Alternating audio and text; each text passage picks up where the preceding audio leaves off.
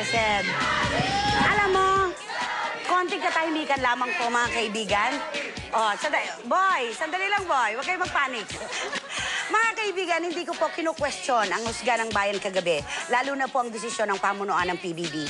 Pero alam mo, nasa puso ko, ikaw ang aking big winner. Thank you. Congratulations. It means a lot. Okay. Sana wag na matapos itong interviewhan na ito, ano? Gabi, kasi linawin natin, totoo nga ba na nanligaw sa'yo si Derek Ramsey? Kailangan ipaliwanag natin, wala ka na sa loob ng bahay ni Kuya, hindi na bawal magsalita, pwede na ngayon. Magkaibigan ho kami. We're really good friends. Gaano tumakbo yung pagkakaibigan nyo ni Derek? Gaano kalalim? Gaano katagal? Hindi, we're good friends still now po. Hanggang ngayon? Yes, we're really good friends. Si Dieter Ocampo?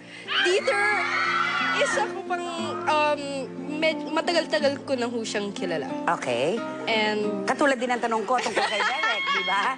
Gaano tumagal at gaano kalalim ang pagkakaibigan nyo ni Dieter? good friend ko pa rin. Si Dieter. Ba't parang Actually, laging- dapat tutulungan ko nga ho siya sa foundation. Dapat pupunta rin po ako sa... Open ang communication ninyo ni Derek at saka ni Diet? Yes. Okay. Kasi ang mami mo against sa pag-join mo sa PBB, pero ang dad mo okay sa kanya. Bakit ayaw ng mami mo? Well, more or less, hindi ho kami mapanood, honestly, sa mga shows. And yung sa mga narinig ho niya, yung pagkasabi na 42 cameras, tapos tuloy-tuloy. nakatutok. Napraning lang 24/7. siya doon. Pero nung nalaman ho niya kung paano yung show, nung napanood ho niya, more than happy ho siya sa mga Okay na sa kanya. Opo. Ano ang mga plano mo ngayong wala ka na sa loob ng bahay?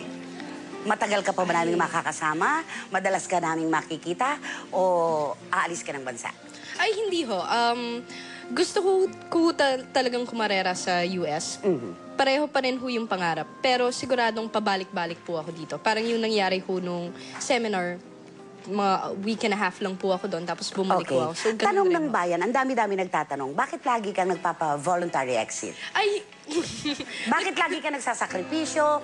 Bakit mo ino-offer ang sarili mo? Samantalang pangarap ng lahat ng nasa loob ng bahay ni Kuya, maging big winner. well, yung sa voluntary exit po, yung naramdaman ko po nung, yung first time po na nangyari yon, parang after ho kasi yung sa fun... Kay Yayo. Yes. Hindi po. Yung first time po. Parang hindi pa ho sigurado. Pero na-feel ko kasi parang nawalan ho ako ng parang ano yung susunod. Parang nawalan yung